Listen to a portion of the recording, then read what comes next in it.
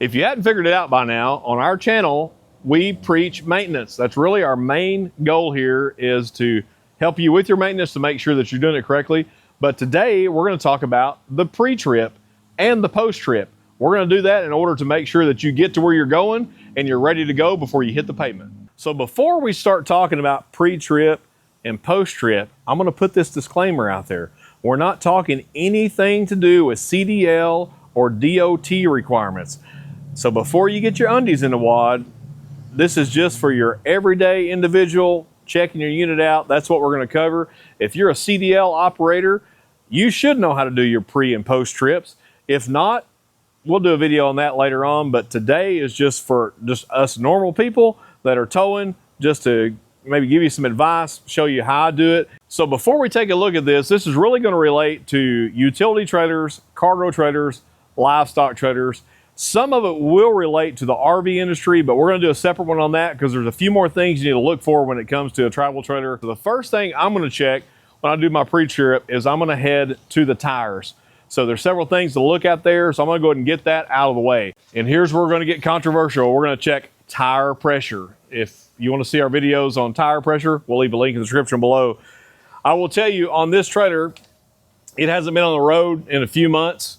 These are 100 PSI tires. They did put it up here big and bold. It would be nice if all manufacturers put that on there. They usually just put it in the little fine print, and you got to use a magnifying glass to see it. But that says 100 PSI. And if you don't know where I stand on max tire pressure, check our video out on that. We'll leave a link. So let's check it and see. Can we zoom in on that? I don't know if we can see that or not. Does that say 100? Nope, shows about 76 PSI on that one. So somebody's been stealing our air. I mean, you can't keep nothing nice anymore. Show that one. And it's bumping about 82, so it's closer. Maybe by the time we get to the fourth one, we'll be right on the money. So remember, 100 PSI, that one was at 70 and some change. This one was at 80 and some change. So at that point, I'm gonna need to remember to air up my tires. But while I'm here, there's multiple things that I can check. If this is a spring suspension, you're gonna need to include the springs and the hardware, equalizers, everything that goes along with that. If it's a torsion, you're gonna have a little less to look at. But one thing I'm gonna look at, I'm gonna check all my lug nuts, visually check them. If it looks like there's any rust around one, or it looks like one come loose, then I'm gonna get the torque stick out or my torque wrench and double check that. After I check the lug nuts, I'm going to look at the dust caps. I'm going to look at my boots if I'm running an easy lube. If you have a fully sealed cap, that's fine. But just make sure it's completely on. If it looks like it's loose, you may just drive it on, or you may want to replace it, because if that comes off, you're just going to get crap inside your drum. Then I'm going to take a look at my equalizers, and depending on your lighting is not real good down here. You may need a flashlight. So this is a double eye spring suspension. So I'm going to check all my shackle straps, just going to take a visual on those to make sure nothing looks out of the ordinary. If you want to know what those are supposed to look like in good working condition, we just released a video specifically. Did I say that right? Is it specifically or specifically? I'm sure somebody will tell me out there, but check that video out. It's going to show you what your equalizer should look like in good working condition so that you can identify yours if it's not. So once I've done that, on just a single axle or a tandem, you can do this. On a dual wheel, it's going to be a little bit different. I'm just going to do a quick tire shake, see if I have any shake in there. There's a tiny bit, which is fine. But if you've got some wobble to it, I'm going to tell you at that point right there, it's time to stop. It's time to cancel whatever plans you had for the day and to do a service on here, whether that's just adjusting the nut, which we have a video on that, or you may need to repack your bearings. So give it a little shake. Like I said, on a tandem dual, it's going to be tough to do that because you have dual tires, they're heavy. If you can feel shake on a tandem dual, you've got some major troubles.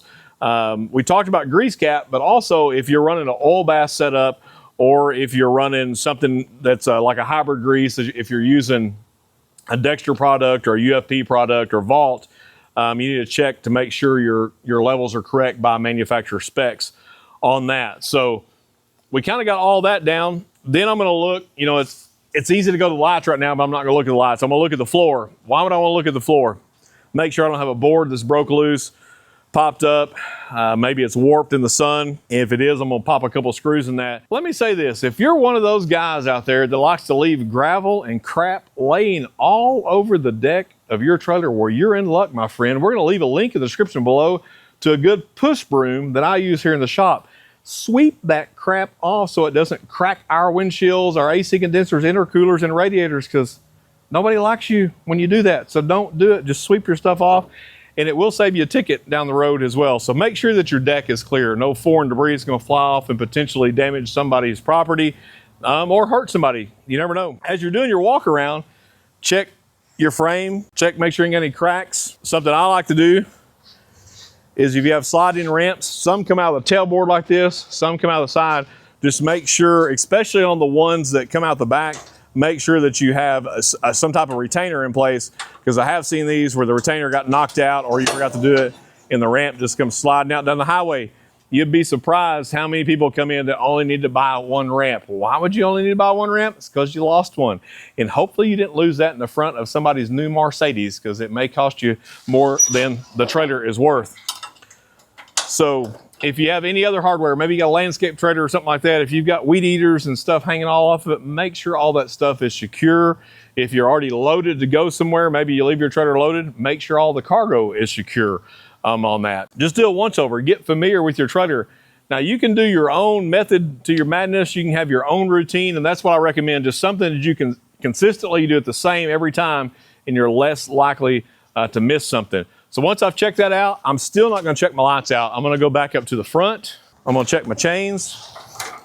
So maybe you've let that brother-in-law borrow the trailer and the chains were too long and the drug went on the ground, and you've got a chain, luckily this one's in good shape, but maybe you've got a chain that's worn halfway through. Is it okay to pull it? I don't know. I'd recommend getting some chains on there. If you don't have a good chain holder like this, that may be something you want to look at doing. That way, if you do tear up a chain, it's just one pin. You can change the chain out without having to cut everything off. Not sure that I have a link for these. If I do, they do make this for 5/16 and 3/8 chain. I'll try to leave a link in the description if that is available. So I'm gonna check my chains out. And whether you're using a Bulldog style coupler or you're using just a standard cheapy stamped coupler, just make sure that whatever type of retainer that holds the coupler lock, make sure that's in place. If you're missing it, just go grab you one. If you're running brakes, you need to check this out. If you're not running brakes, you don't have to check this out. This is the breakaway system. Here's what I'm gonna tell you. Don't pull it to see if it works. This is kind of like a fire extinguisher. It's not meant to be pulled over and over again and put back in place. It can cause it to go defective. You can damage it. Make sure the cable's in good working order. Make sure it looks like it's in good working order. And remember, do not run this through the chain. We see people lace this through the chain all the time. The chain goes to whipping and it pulls that out and it smokes your brakes off. This should be hooked up independently. We have a loop in ours just to make it a little shorter so it doesn't drag the ground. So you can kind of adjust that and then hook that independently wherever you hook your safety chains, or if you have a separate place to hook it as well. The same will relate on a gooseneck trailer that's running chains. A lot of your fifth wheels, you're not gonna have any chains on there, but just check the condition of your coupler on that. If you're running a fifth wheel with a ball adapter, you will have chains on that, and you will need to check the chains and the breakaway as well. So again, a lot of the stuff, bumper pull, gooseneck, fifth wheel, some of that stuff comes over. Just check it. Check the condition of your plug. You know, if the goats have been chewing on your plug, you may want to address that. You know, a lot of times we're bad about not getting these clipped in and you drag it off. This is a new plug, so it's fine. So check your plug out. Now we're getting close to electrical. I'm gonna check my jack out just in case, you know, if I get to where I'm going and for whatever reason, I may want to go to Dairy Queen, but I got too big of a load to get to Dairy Queen, so I may need to dolly down. So make sure your jack's in good working condition so that you can get to the Dairy Queen to get your belt buster. What's your favorite meal you get at the Dairy Queen? Do you get the dilly bar?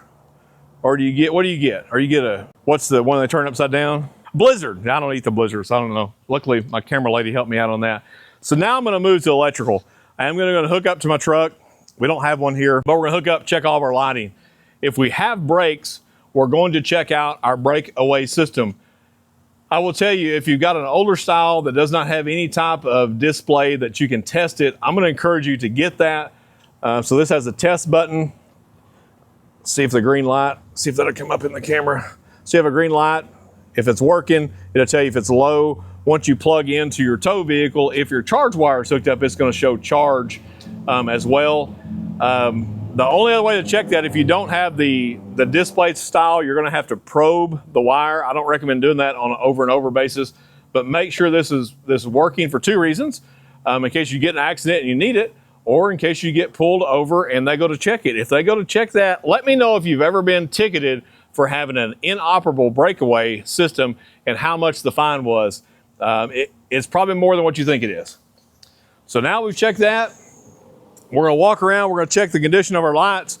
The lights need to work, but they also have to be reflective. If the lights are not reflective, then they have to have a reflector next to them in case you lose your lights in the middle of the night and you don't get T-boned. So make sure all your lights are good, and you've already checked both sides of the tires, because if you've done that side, I know you're going to come right immediately and do this side with your suspension, your oil caps, grease caps, whatever you have, and your lug nuts. Make sure your tag is visible. This tag is not visible because I don't want you to have the tag number, so I took it off, but make sure your tag is visible so that you don't get stopped for that. Make sure your light's working. So this trailer is missing something. It's missing something that is important, and it's also required. We're gonna do a quick walk around, and I want you to leave in the comments below if you can tell me what it is that it's missing. And if you guess what it is, what you're missing, you're just gonna be the winner. And what you're gonna win is absolutely nothing other than the knowledge that, hey, I knew what the trailer was missing, and how much of it, or if it needs it, where do we have to put it, and how much of it's required. So kind of look around, we'll do a quick sweep. Be sure to look around the tires real good. I just want to give a quick shout out and say thank you to all that have subscribed, that have liked our content, those that have come in that I've got to meet face to face. Some of you already knew. I've got to meet some new people from all over the country and actually all over the globe. So it's been super exciting. If you are not clicked to subscribe, be sure to do that so you get our updated videos. I think we're now over 40,000 subscribers. I never thought it would grow that big, and we're still small, but that's okay. But one thing we do get, we're starting to get a ton of comments and great questions. Now, not all the comments are great. That's okay. We can overlook some of those, and if they're really bad, we just kick them to the curb. It's okay. But something we have just started, we've just released it, is our Patreon. So if you'd like to continue to support the channel, if you enjoy our content, and continue to want to see more, go check that out. We will leave a link in the description, and we're going to be able to answer some more questions. It's just getting to the point to where we can't answer every question. Some of those are detailed. You know, we do the best we can. I still have a full-time job. We just kind of do this as a help to you, as a help to me, so that we both learn. So be sure to check that out. See if you may be interested in it and if it benefits you, and we would greatly appreciate it. And that's really about it. It's going to take longer to shoot this video about doing your pre-trip than it will to do your pre-trip once you get into the routine. Once you have your stuff ready to go, make sure you have an air gauge. Make sure you have a good air gauge, whether it's a manual, analog, or if you have a digital. I'm just a fan of these. They last a long time. We'll leave a link in the description below.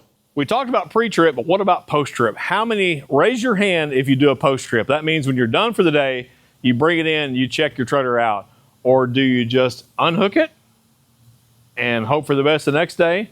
Now, if you're the one going to be pulling it the next day, then it's really no problem. If nobody else is going to be pulling it, you can do your pre-trip before you leave out the next day and go. Here's where the only problem would be. If you are the guy or gal going to pull it in the morning, maybe it's a horse trailer and you got a load of horses that you're taking somewhere, or maybe you're going to an event, and when you come in that evening, instead of post-tripping it, you just parked it. But when you get up in the morning, you got 3 taillights not working. You have a tire that you've had tread separation on because you didn't check your air pressure on your pre-trip. It got a little hot and it just gave up the ghost. Or maybe you had a lug nut come loose or something else. If you do that post-trip and you have something wrong, that gives you an opportunity to go ahead and get that fixed that evening or that night before you head out in the morning. It just may save you some time. You're going to spend the time one way or the other, and it may keep you from getting a ticket depending on whatever the deficiency is on it. So just get good about walking around your trailer, doing a pre-trip. And again, like I said, this isn't for CDL or commercial purposes whatsoever. This is just for your average guys and gals like us that pull a trailer daily or that just pull it occasionally. Just check it out. Know your trailer. It's going to tell you if something's wrong, and just make sure that you're ready to go down the road.